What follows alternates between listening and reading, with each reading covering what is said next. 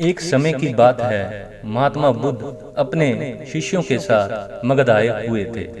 वहाँ एक चंदोसा नाम का मोची गांव के बाहर अपनी कुटिया बनाकर रहता था। उसके परिवार में उसकी पत्नी और 4 बच्चे रहा करते थे। चंदोसा की कुटिया के बाहर एक बड़ा सा तालाब था, जिसमें बरसात का पानी जमा हुआ करता था। चंदोसा सवेरे उठकर जब तालाब पर गया तो उसे एक कमल का पुष्प दिखाई दिया जो दिव्य था। चंदोसा ने अपनी पत्नी फुलोरी को उस पुष्प के बारे में बताया।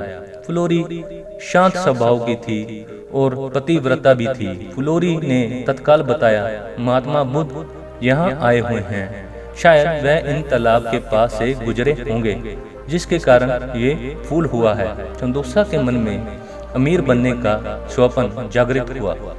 वह झटपट तालाब में कूद गया और उस पुष्प को तोड़कर ले आया।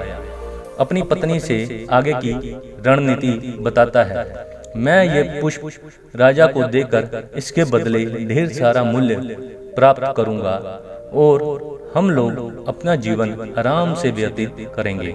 फुलोरी, ये तो बात अच्छी है, ये पुष्प हमारे किस काम का, ये राजा को ही दे आइए।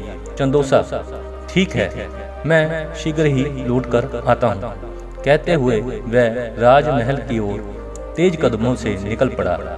रास्ते में चंदोसा को तेज कदमों से जाते हुए एक व्यापारी देख लेता है। उसके हाथों में दिव्य पुष्प देखकर व्यापारी के मन में उस पुष्प को प्राप्त करने की अभिलाषा जागृत होती है।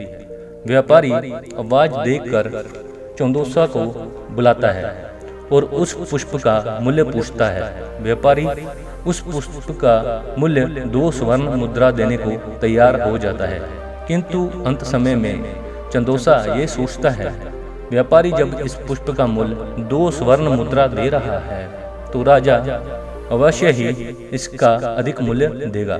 व्यापारी को ना करते हुए वह राजमहल की ओर दौड़ता हुआ निकल गया। राह में राजा रत्नेश आते दिखाई दिए। चंदोसा ने उस पुष्प को राजा को दिखाया। राजा उस पुष्प का मूल्य 5 स्वर्ण मुद्रा देने को शीघ्र तैयार हो जाता है। चंदोसा सोच में पड़ गया कि इस पुष्प में ऐसी क्या खास बात है जो व्यापारी और राजा इसकी प्राप्ति करना चाहते हैं, और मेरे पास ये पुष्प है जिसका मैं प्रयोग या मूल्य नहीं जानता। ये कितना मूल्यवान है इसकी समझ मुझे नहीं है। एकाएक चंदोसा के दिमाग में बिजली सी कौंध हो जाती है। वह राजा को भी ना करते हुए वह महात्मा बुद्ध के शरण में पहुंच जाता है।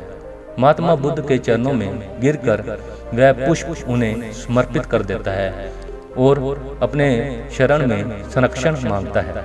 महात्मा बुद्ध चंदोसा को उठाकर हृदय से लगा लेते हैं और उसे अपनी शरण में ले लेते हैं। चंदोसा को ज्ञान प्राप्त होता है। फिर वह अपने समाज में ज्ञान के माध्यम से समाज की पीड़ा हरने का प्रयत्न करता है और आजीवन महात्मा बुद्ध का शिष्य बन जाता है।